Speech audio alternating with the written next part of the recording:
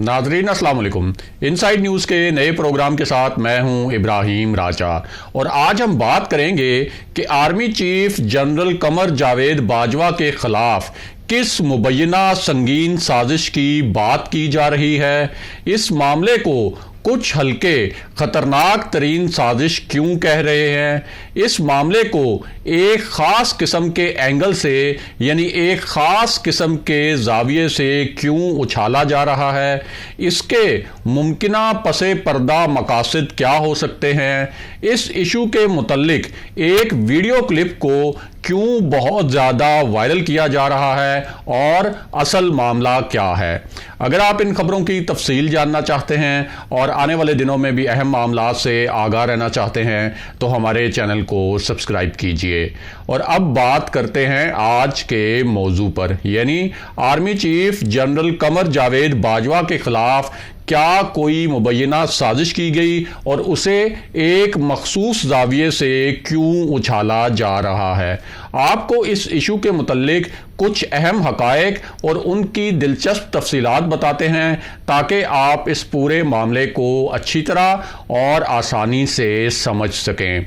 तो सबसे पहले आपको बताएं कि जब जनरल बाजवा को आर्मी चीफ के ओहदे पर तैनात किया गया था तो उस वक्त एक ब्रीफिंग में इसहाक डार ने आर्मी चीफ की तैनाती की दो क्या बहुत ही ख़ास किस्म की वजूहात बताई थी। ये जो ब्रीफिंग थी इसमें सहाफ़ियों को बुलाया गया था। इस ब्रीफिंग में मैं खुद भी मौजूद था और इस ब्रीफिंग में जनरल बाजवा की तैनाती पर तो बात नहीं होनी थी, लेकिन जब ये ब्रीफिंग ख़त्म हुई जो कि मईशत पर थी तो उसके बाद एक गैर रस्मी बातचीत की इसहाक डार ने और इसहाक डार से पूछा गया कि जनरल बाजवा को आर्मी चीफ बनाने का फैसला क्यों किया गया। तो उस वक्त इसहाक डार ने दो वजूहात बताई थी कि जनरल बाजवा को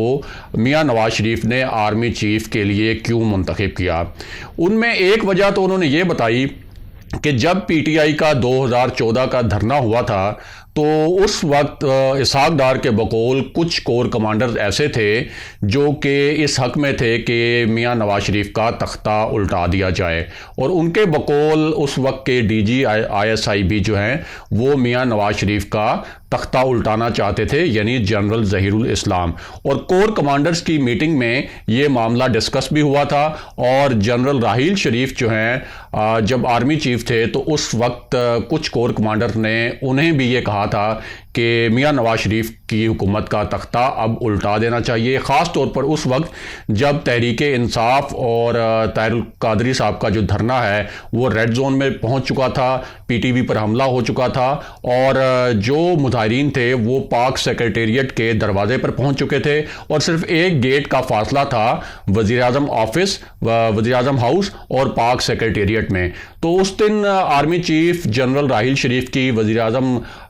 नवाज शरीफ से एक मुलाकात भी हुई थी और उस मुलाकात को उस वक्त एक फैसला कुन मुलाकात भी करार दिया जा रहा था। अब इसहाक डार के बकौल इसहाक डार ने हमें बताया कि जनरल बाजवा उन कोर कमांडर्स में शामिल थे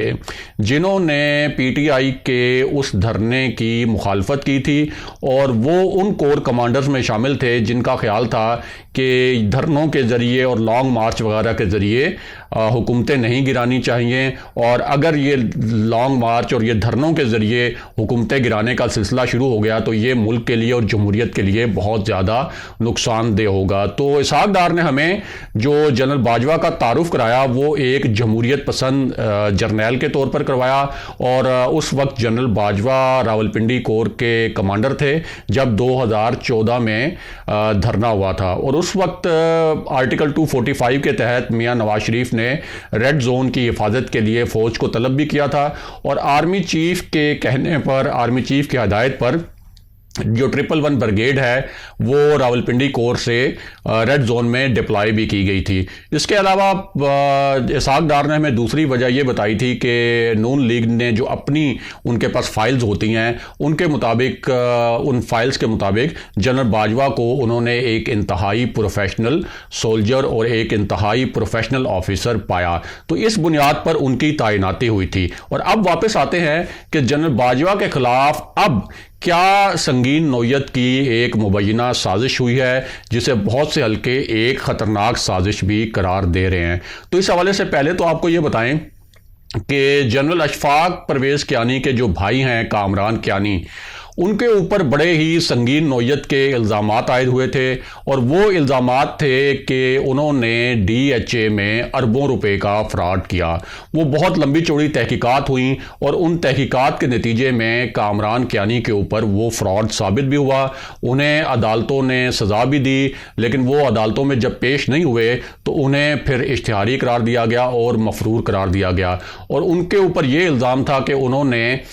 DHA में अपना असर व रसूख इस्तेमाल किया, और उनके असर व रसूख के सामने जो हैं वो लोग यानी उस असर व रसूख की वजह से उनको उस फ्रॉड करने में बहुत ज़्यादा मदद मिली। और उस पूरे मामले में किसी हद तक शहबाज शरीफ का और नून लीग का भी नाम सामने आया। उसके बाद जब जनरल राहील शरीफ आर्मी चीफ बने तो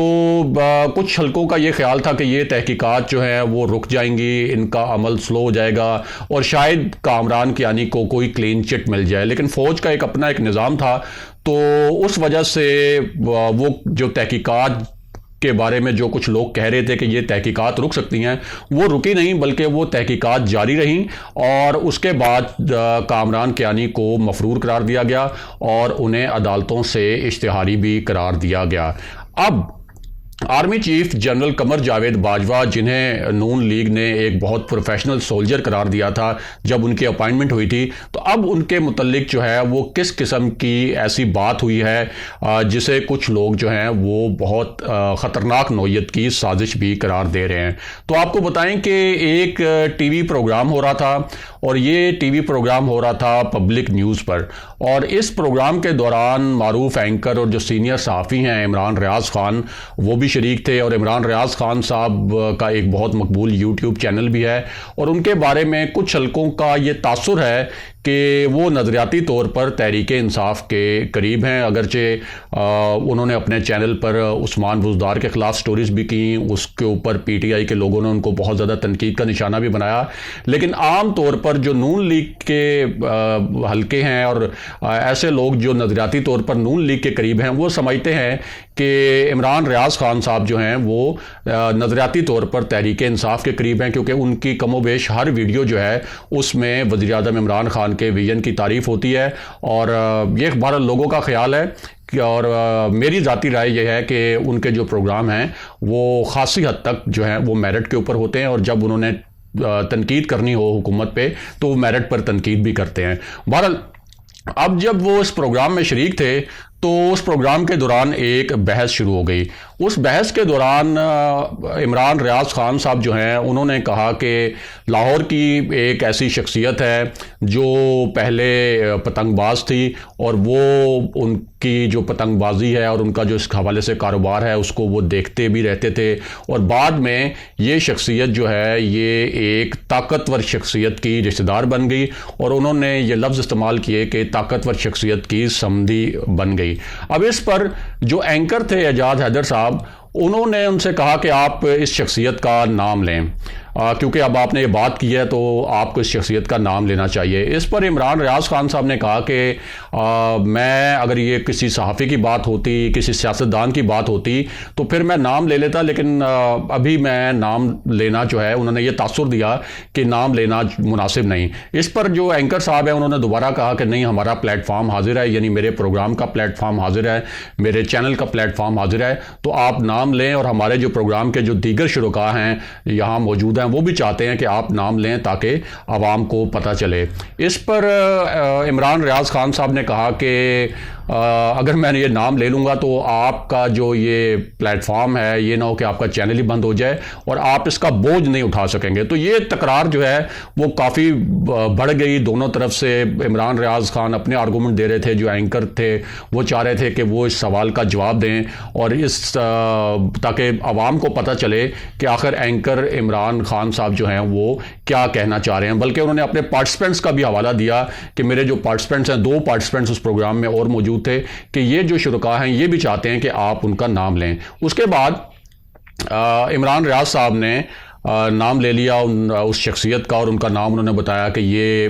मुबैना तौर पर इनका नाम नासिर मिट्ठू साहब हैं और ये आर्मी चीफ के जो हैं वो रिश्तेदार हैं, और उन्होंने कहा इनका DHA में बहुत ज़्यादा इन्फ्लुएंस है और इनके बगैर जो है वो कोई सौदा नहीं होता वहाँ पे DHA के अंदर। इस तरह का कोई तासुर जो है उनकी गुफ्तगू से बना। अब उसके बाद हुआ क्या? उसके बाद ये हुआ कि ये जो क्लिप है इमरान रियाज साहब का, अब ये कटा हुआ क्लिप है, इसका कोई पूरा कॉन्टेक्स्ट जो है वो कोई वाजे नहीं है, लेकिन इसको सोशल मीडिया पर बहुत ज़्यादा फैलाया गया, और ख़ास तौर पर जो अपोजिशन के जो सोशल मीडिया सेल्स हैं, जिसमें नून लीग का सोशल मीडिया सेल भी है, उसने भी इसको बहुत ज़्यादा तेज़ी से फैलाया। और उसके बाद फिर ये भी इतलात आई कि जो एंकर हैं, इमरान साहब नहीं बल्कि जो प्रोग्राम एंकर हैं, उनको फायर कर दिया गया था, लेकिन अब ये इतला आई है कि उन्हें बहाल कर दिया गया और उनका प्रोग्राम भी बहाल हो गया है। अगले प्रोग्राम तक के लिए खुदा हाफिज़।